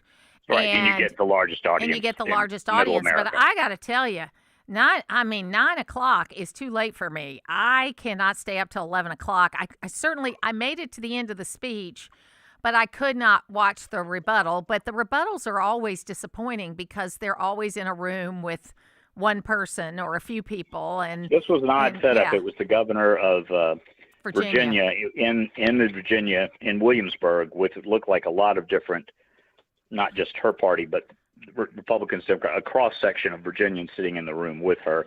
I thought it was a flat response, but as you say, they never know exactly what's going to be said by the other side, so it's a little harder for them to be on message.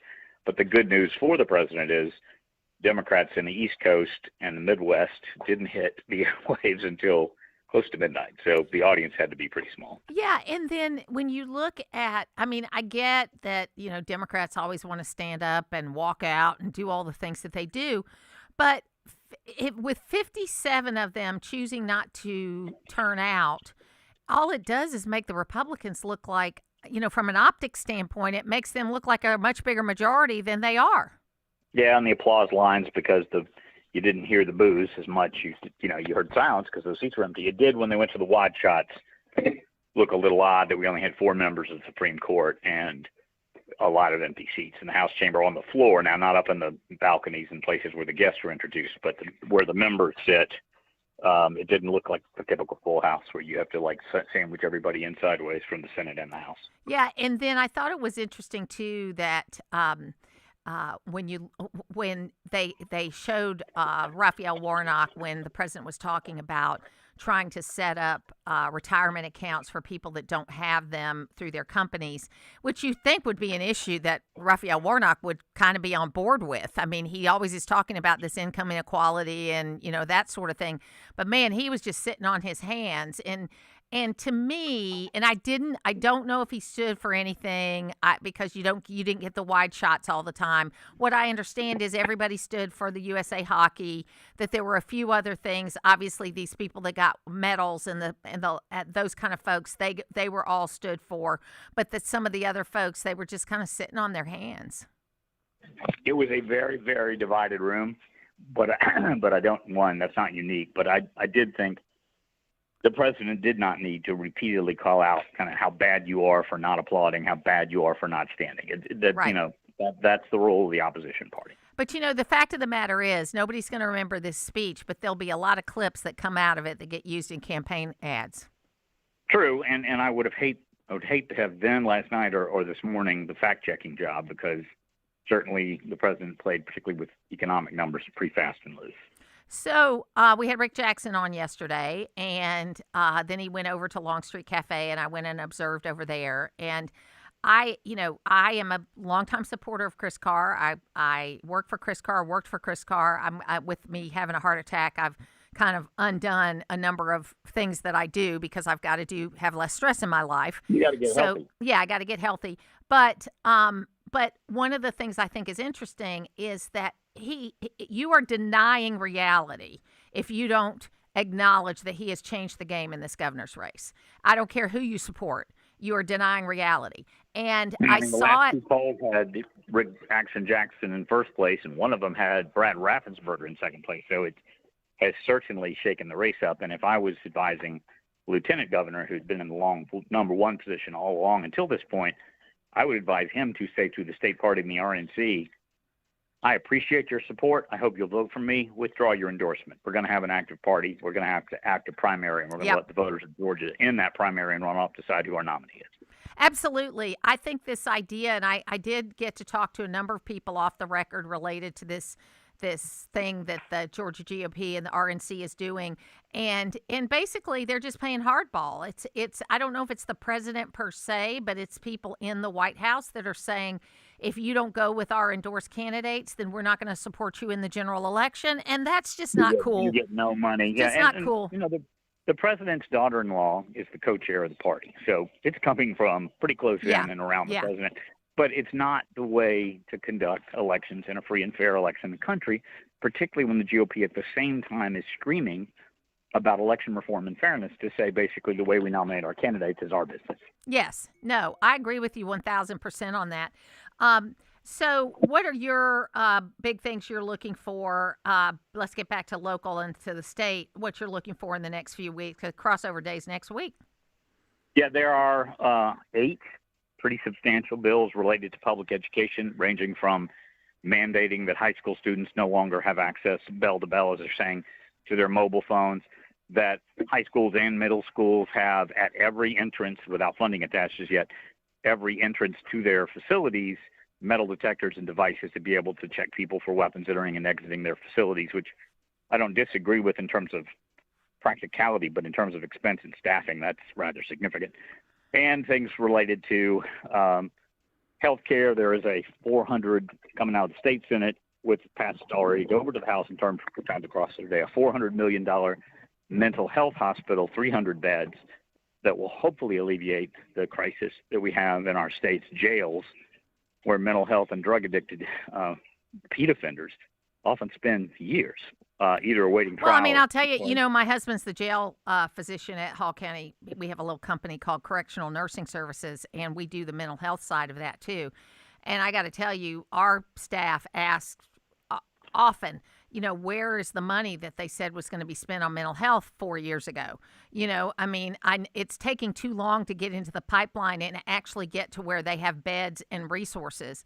And Rick Jackson got a question about that yesterday also, just basically saying we need to get back to where we have some resources, not only for the jails, but for families that are dealing with these situations and there's nowhere for their loved one to go.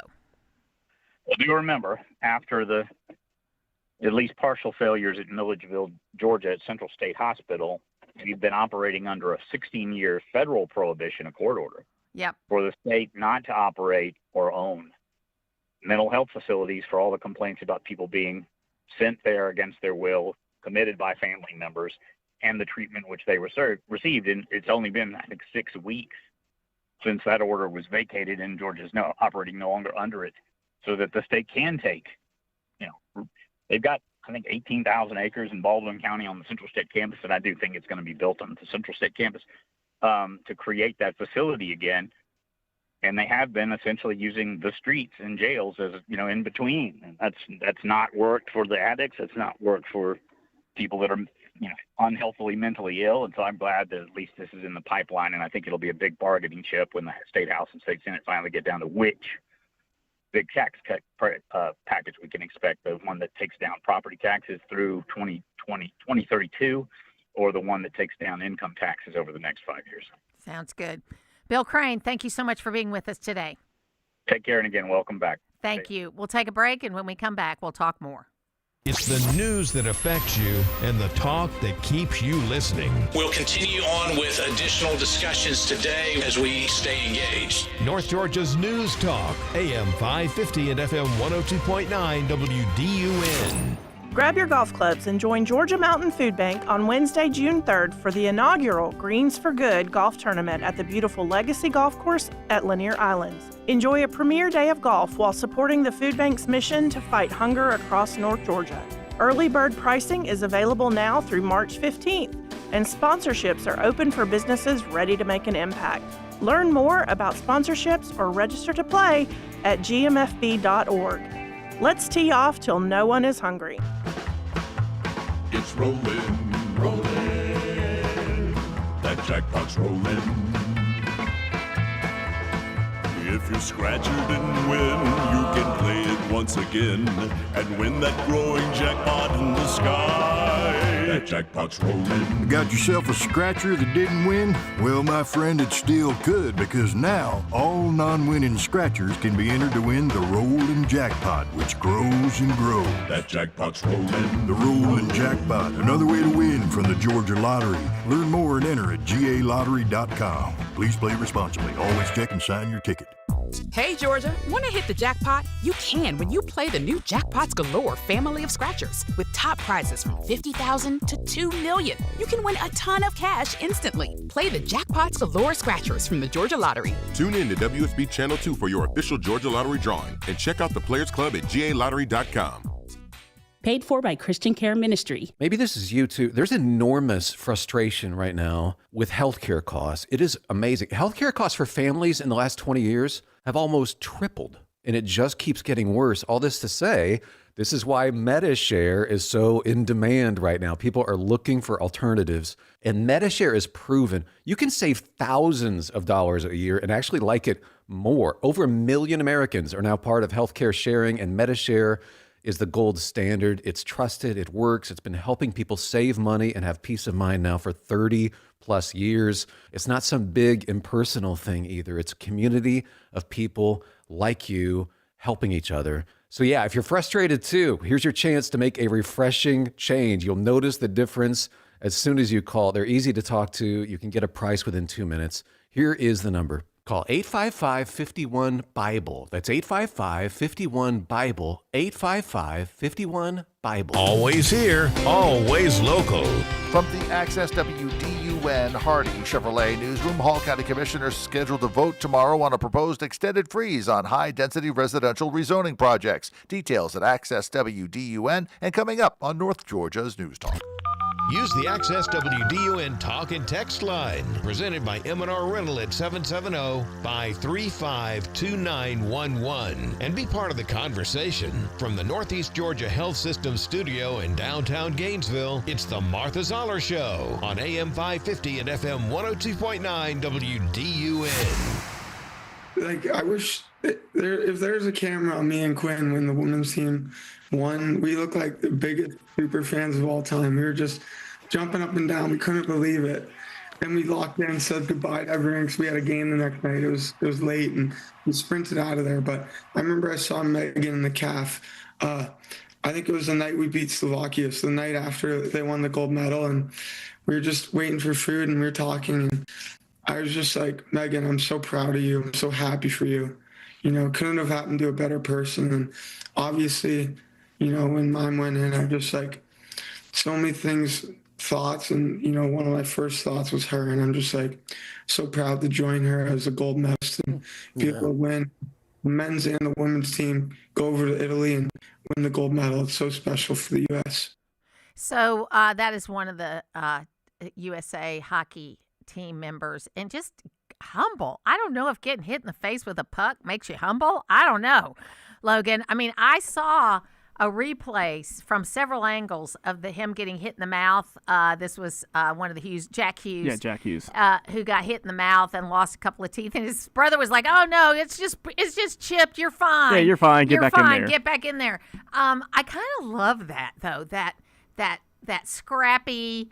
You know, you're not hurt that bad. Get on up. I mean, that's kind of like my dad would do. You know, my dad like, "Oh, you're fine." Gives you, just brush it off and go. And if you could probably hear it in the audio we played coming in, but you could hear there was some air coming through because of course it's the front teeth. It's never the back teeth. It was right up front. When he was having, whenever he was giving a statement. Well, the good news is he's going to end up with better looking teeth than he had before, because I'm sure he's going to get either implants or some kind of bridge where he can just take it out when he's playing and put it in, and it's going to look perfect all the time. And hockey players have some of the best dental care out there. They do. So, are you a big hockey fan? No, not really. Yeah. It's too fast to follow. I hate to admit that, but I understand. I mean, I know when they do a goal, whatever. Oh, of course. And I was cheered for the game, but I can't follow the game. It's so fast. I'll say this, on TV, it's a little bit tough. You really have to have a trained eye for it. But if you go in person, if you go to a local, Gladiators game here in Duluth, it is very quick. You can see just how fast they are on the ice, but it's a little bit easier to track if you're in the stands watching it live and in person as opposed to on TV. But I was watching, most of the Olympic hockey games here with both the men and the women. And yeah, him taking that puck right off the front of his teeth. Ooh, that was a tough sight. But I will say though, it was a great image though. Once he won the gold medal, he had the flag draped around him, had the gold medal on his hands, and you saw him smiling with a couple of teeth missing. Yeah, and a little blood. A little bit of blood, just personifies the NHL and what the USA Hockey did. Yeah, they did a great job. And then I got it, since we didn't get to talk very much while I was out. I just still don't get curling. I think curling is just a drinking game. I mean, I don't understand. It's slow. There was so much of it. I mean, it seemed like every time I turned. So what I would do in the morning is I'd turn on the coverage because it started around 4 a.m. Yeah. And I was still getting used to my sleep schedule. So I'd go down, and it's something, you can sleep to. I mean, it's all of that. But I'd turn it on, and it just seemed like every time I turned it on, curling was on. It was always on. I still don't understand the sport of it either, but like I said, it was always on. There's multiple teams competing at once. And there's like mixed doubles. And yeah, there's doubles, they have different and groups. This and that, yeah. And that was interesting. But, some of the sports I watched, throughout the Olympics, I paid a lot of attention to the monobob and the bobsledding. That's always interesting to see that. And, of course, USA, we got one there. So here's my question. You know what the skeleton is? And yes, I think it's appropriate they call it that, actually, because you've got a human being on a fast-moving sled, and their head and body are way out ahead of the end of the sled. I just want to know, why do you wear a helmet when you do that? Because if you have a wreck on a skeleton, it's just to keep your brain in one place, I think, because you're going to die. You're going to die if you have a wreck in those things. I don't know why anybody does that. Yeah, with the speed that you're running in, that's some tough injuries there. Yeah, I was just like, what's the point of I guess to keep the snow out of your eyes, because it's not going to be to protect your head. No, it ain't going to protect it much. But I mean, that's also the cool thing too about watching the Winter Olympics is you kind of learn about all these new sports like the luge and that we don't get because we don't have that kind of winter. Although the Hughes brothers live in Florida now. Right. Yeah, right. so I think that's kind of interesting. But they're from, I think, Michigan originally or something right, like somewhere that. up north where there is a lot more snow than there is in here and in Florida probably combined. And the Stoltz, the speed skater, it was such a cool story seeing how his dad, when they started skiing, there's this way you teach little kids how to skate, okay? So how you do it is you get a 5-gallon, I saw it in enough videos that now I figured it out. You get a 5-gallon paint bucket and you turn it over, okay? Because you're talking about a 3-year-old with ice skates on. So that is something they can hold on to that won't tip over. Right, it's got some weight to it. You know what I mean? And then they can start pushing it forward. It's kind of like a little, like Walker kind of thing. Yeah. And so that's evidently how you teach little kids how to skate, which I think is pretty amazing. Yeah, I never knew that. Yeah, it was cute. And then his dad cleared out this area on a lake, on their property. And, these were kids that didn't watch TV. They were homeschooled, and all they did was skate and read. That's what they did. They skated and read. Yeah, and I mean, for a lot of these athletes, whether they go into, professional sports or if they train just for the Olympics, it was great to see all their hard work finally pay off. Yeah, I love that. And I can't wait for the summer games. I'm glad they've split them up where it's 2 years and 2 years, because when you had to watch all the Olympics in 1 year, there's a lot of TV time. Anyway, great day. So good. I'll be back tomorrow. I am taking Friday off.